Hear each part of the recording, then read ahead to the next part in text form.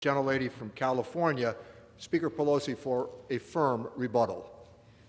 The Speaker is recognized. Thank you, Madam Speaker. I thank the gentleman for yielding and thank him for his masterful leadership of the Ways and Means Committee to address many of the health concerns, climate concerns, issues of fairness in our economy in such an important way that has been manifested in the rescue package and now in the Build Back Better legislation. Today, we come to the floor about a very important issue of concern to the economic stability and fiscal soundness of our country. As you recall, Madam Speaker, last week House Democrats honored our responsibility to the American people by voting on lifting the debt ceiling and on a continuing resolution to keep government open to avoid a devastating shutdown. Not one Republican voted to lift the debt ceiling or to stop or to keep government open, even though there were very important measures to address the needs of people affected by Ida and help us help the evacuees from Afghanistan. Other issues in there of concern to all Americans. We all know the full faith and credit of the United States of America should not be questioned. This is in the Constitution. In the 14th Amendment, Section 4 states, the validity of the public debt of the United States authorized by law shall not be questioned. Shall not be questioned. And Madam Speaker, even by questioning it, we brought down, our credit rating was brought down when the Republicans questioned it when President Obama was in office. Let's just talk about the consequences. Our distinguished Chairman of the Ways and Means Committee talked about what it meant in people's personal lives. And that's really what we are here about, for people in their personal lives, their financial and health security.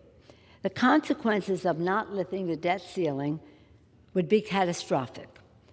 The nonpartisan Moody's Analytics found that these consequences could include a loss of 6 million jobs, the elimination of potentially $15 trillion in household wealth, sending the unemployment rate surging to 9%, and a decline in the real GDP of our country by 4%.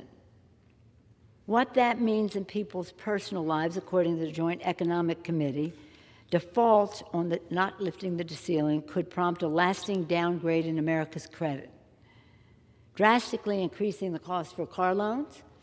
Families have car loans, mortgages, student loans, credit card bills, and other borrowing.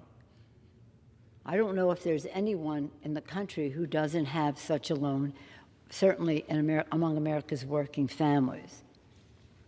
In a larger sense, J.P. Morgan Chase CEO Jamie Dimon predicted that such a default, this is a quote, could cause an immediate, literally cascading catastrophe of unbelievable portions and damage America for 100 years. Let me repeat that. Could cause an immediate, literally cascading catastrophe of unbelievable proportions and damage to America for 100 years. As I said before, it would be catastrophic. We must act now. Yet yesterday, Secretary Yellen announced that by October 18th, the Treasury is set to exhaust extraordinary measures and cash on hand, leading us barreling toward a default. This has been going on since the end of July, when the debt limit expired. Addressing the debt limit is not about future spending. This is about meeting the obligations that the American government has already incurred, including that we worked together on the bipartisan COVID relief legislation last December. Only 3% of the current debt that we're lifting the debt ceiling to accommodate has been accrued under President Biden. A big chunk of this, though, is attributed to at least $2 trillion in the tax scam of 2017, where the Republicans gave 83% of the benefits to the top 1%. And now we have to lift the debt ceiling to pay for that. The debt limit has long been a bipartisan issue. And you could talk about times when Democrats or Republicans voted against it in part.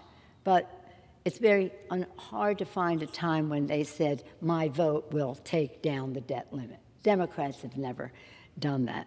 Congress has addressed the debt limit 78 times, as the distinguished chairman mentioned, since 1960. 29 times with a Democrat in the White House, 49 times under Republican president. More recently, since 2011, each of the 7 times that the debt limit was addressed, Congress did so on a bipartisan basis. This includes 3 times under the most recent former president, when Democrats cooperated. We did so because the full faith and credit of the United States of America cannot be questioned. The Constitution says that. Republicans, and because of all of the consequences that would happen if we did not lift the debt ceiling. Republicans' refusal to support a suspension of the debt limit now is cynical, hypocritical, and downright dangerous. As Mitch McConnell himself has said about the need to address the debt limit, this is what he said last time: don't play Russian roulette with our economy. Quote. Yet that is exactly what he is doing, playing Russian roulette. Interesting that he's playing Russian roulette with our economy and with the financial security and the well-being of America's working families.